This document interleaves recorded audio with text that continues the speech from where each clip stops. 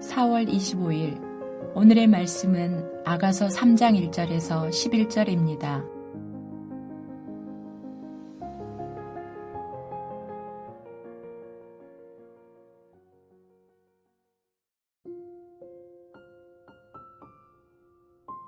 내가 밤에 침상에서 마음으로 사랑하는 자를 찾았노라. 찾아도 찾아내지 못하였노라. 이에 내가 일어나서 성 안을 돌아다니며 마음에 사랑하는 자를 거리에서나 큰 길에서나 찾으리라 하고 찾으나 만나지 못하였노라. 성 안을 순찰하는 자들을 만나서 묻기를 내 마음으로 사랑하는 자를 너희가 보았느냐 하고 그들을 지나치자마자 마음에 사랑하는 자를 만나서 그를 붙잡고 내 어머니 집으로 나를 잉태한 이의 방으로 가기까지 놓지 아니하였노라. 예루살렘 딸들아, 내가 노루와 들사슴을 두고 너희에게 부탁한다. 사랑하는 자가 원하기 전에는 흔들지 말고 깨우지 말지니라. 몰약과 유향과 상인의 여러 가지 향품으로 향내 풍기며 연기 기둥처럼 거친 들에서 오는 자가 누구인가? 볼지어다 솔로몬의 가마라. 이스라엘 용사 중 60명이 둘러쌌는데 다 칼을 잡고 싸움에 익숙한 사람들이라. 밤의 두려움으로 말미암아 각기 허리에 칼을 찾느니라.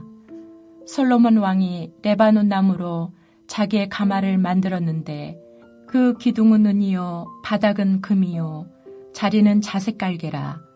그 안에는 예루살렘 딸들의 사랑이 엮어져 있구나.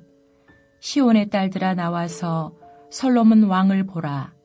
혼인날 마음이 기쁠 때에 그의 어머니가 씌운 왕관이 그 머리에 있구나. 안녕하세요. 아가서 3장 1절부터 11절을 함께 묵상하겠습니다. 아가서 묵상하기 어떠십니까? 어려우시지 않나요? 묵상을 인도하는 목회자도 이 아가서를 해석하는 것이 어렵습니다. 오래전 노래를 해석하고 오늘날 우리에게 적용까지 해야 하니 쉽지 않습니다. 지목사님께서 개관에서 설명해 주셨듯이 아가서를 알레고리적으로 해석하려는 것이 전통적인 방식이었습니다. 현대에 이르러서는 문자 그대로를 받아들여 남녀 간의 사랑 이야기로 해석하려는 시도가 있습니다. 신랑을 하나님으로, 신부를 이스라엘로 비유하는 알레고리 해석 방법이든 남녀 간의 사랑 이야기든 우리에게 주신 하나님의 말씀이라는 것은 변함없습니다. 아가서는 잠언과 전도서 뒤에 위치해 있습니다. 이 책들은 솔로몬이 지은 지혜 문학과 관련이 있습니다. 배열 순서는 솔로몬의 지혜 문학으로 읽도록 요청하고 있는 것이지요.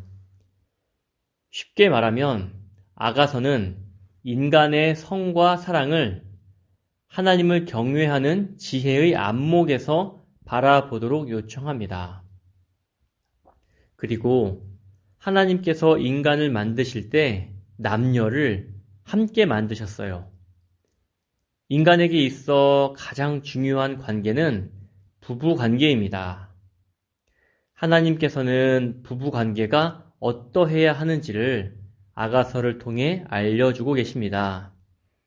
그래서 1차적으로 하나님을 경외하는 남녀의 사랑 방식으로 이 아가서를 읽을 수 있고 2차적으로 하나님과 나의 사랑 관계를 고려하면서 읽을 수 있습니다. 오늘은 3장을 묵상하겠습니다. 3장 1절부터 5절은 여자의 꿈입니다. 1절부터 4절은 상사병을 앓고 있는 여인이 꿈에서 겪은 일을 말하고 5절은 결혼 전에 사랑을 자극하지 말라는 권고를 합니다. 여자는 자신의 연인을 갈망하고 계속 그를 찾으며 결국 그를 발견하여 그를 익숙한 장소로 데려갑니다. 이것은 시적인 상상일 수 있으나 오히려 꿈에 가깝습니다. 1절에서 마음은 종종 바람, 사고, 감정 등을 포함하면서 사람 전체를 말합니다. 2절에서 여자는 일어나 연인을 찾으러 성 안을 돌아다닙니다. 4절에서 여자는 마침내 연인을 발견합니다. 여자는 그를 격렬하게 붙잡고 그녀의 어머니 집으로 그를 데리고 옵니다. 본문 4절에 나를 잉태한 이의 방이란 표현이 나오는데요. 그녀의 어머니의 침실은 두 연인을 위한 안전하고 친밀한 장소를 나타냅니다. 5절은 추측하건대 이 애태우는 욕망을 피하기 위하여 여자는 예루살렘의 딸들에게 그녀의 사랑의 진전을 강요하지 않기를 간청합니다. 쉽게 말하면 지금 사랑이 불붙는 듯하니 나를 자극하지 말아달라는 요청이지요. 1절부터 5절을 정리하고 적용해보면 여자는 연인에 대한 사랑이 매우 커서 꿈속에서도 남편 찾기는 중단되지 않습니다. 파수꾼마저 신랑을 보지 못했다고 하는데도 포기하지 않습니다. 이런 여인의 끈질긴 사랑의 추격 끝에 신랑을 발견합니다. 이에 여인은 연인을 어머니의 집으로 데리고 옵니다. 가는 내내 신랑의 손을 붙잡고 놓아주지 않습니다. 물론 꿈속입니다. 그러나 꿈속에서도 그는 남편을 간절히 사랑합니다. 하나님께서도 나를 이렇게 사랑하셔서 예수님을 통해 그 사랑을 보여주셨습니다. 그러므로 나도 하나님을 사랑하는 것이 마땅합니다. 6절부터 11절은 화자가 남자로 바뀝니다. 남자는 결혼을 위해 도착합니다. 그런데요, 6절부터 11절의 내용은 앞 문맥에 이어서 보면 여자가 상상으로 보는 것이 바람직해 보입니다. 그러니 화자가 남자로 등장하고 있지만 이 상황은 여자의 꿈속에서 일어난 것입니다. 6절에 나온 몰약, 유향, 상인의 향품은 이스라엘의 생산품이 아니라 아라비아나 인도 같은 먼 지역에서 가져온 사치품들입니다. 7절의 가마는 신하들이 왕을 태우고 운반하는 데 사용하는 소파로 이동식 침대와 비슷합니다. 용사 중 60명은 잘 훈련된 군인들입니다. 이들은 가마 소유자의 커다란 부와 권세를 나타냅니다. 10절의 자색 깔개는 희귀한 것으로 왕족들이 소유할 수 있는 귀한 것들입니다. 가마 안은 아마도 여러 가지 아름답고 귀한 보석들로 장식되었을 것입니다. 여자들이 가마 안을 장식하되 강압적으로가 아니라 사랑으로 했을 것을 강조합니다. 예루살렘의 딸들이란 표현은 11절에서 동의 여인 시온의 딸로 표현됩니다. 6절부터 11절의 상황은 여전히 꿈속입니다. 꿈속에서 결혼식 날이 되었습니다.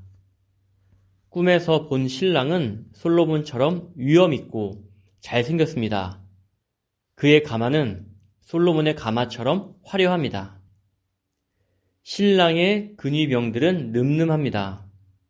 여인은 예루살렘의 딸들에게 자신의 신랑을 소개합니다. 영광스럽게 가마를 타고 오는 신랑은 천사들의 호의와 찬양을 받으시는 예수 그리스도를 생각나게 합니다. 신랑이신 그리스도께서도 이렇게 영광을 받으시면서 다시 오실 것입니다. 성도 여러분, 꿈속에서도 여인을 간절히 찾고 끝내 붙잡았던 여인의 모습처럼 우리가 주님을 사랑한다면 그 분을 향한 갈망이 우리 일상의 중심이 되어야 합니다. 그리고 기억하십시오. 우리 신랑 되신 예수 그리스도는 언젠가 솔로몬보다 더 위엄 있는 모습으로 우리에게 다시 오실 것입니다. 그날을 소망하며 오늘 하루도 주님을 찾고 사랑하고 기다리는 신부의 마음으로 살아갑시다. 그리고 또 한 가지, 우리 배우자를 향해서도 이런 신실한 사랑, 간절한 사랑을 나타내 주시길 바랍니다. 어제 지목사님께서도 묵상 마지막에 이야기하신 것처럼 우리 배우자를 사랑하는 마음, 하나님께서 우리의 결혼 관계를 만드시고 그 관계를 통해 이루시고자 하는 아름다운 모습을 우리가 실현해 내면 좋겠습니다. 하나님께서 기뻐하시는 부부의 관계, 더 나아가서는 우리 가족의 관계, 그리고 우리 공동체의 관계로까지 크게 확장되어졌으면 좋겠습니다. 기도하겠습니다. 우리를 사랑하시는 좋으신 아버지 하나님, 우리를 위한 하나님의 사랑을 한결같이 알려주시니 감사합니다. 예수 그리스도를 통해 하나님의 사랑이 얼마나 깊고 넓은지 알게 하셨습니다. 하나님의 뜻을 다 이루시고 하늘로 올라가신 그리스도께서 이 땅에 다시 오실 날을 기다립니다. 오늘도 주님 오실 날을 기대하며 살아가게 하옵소서. 하나님이 주시는 은혜를 맛보고 하나님을 찬양하는 하루 되길 소원합니다. 예수 그리스도의 이름으로 기도합니다. 아멘.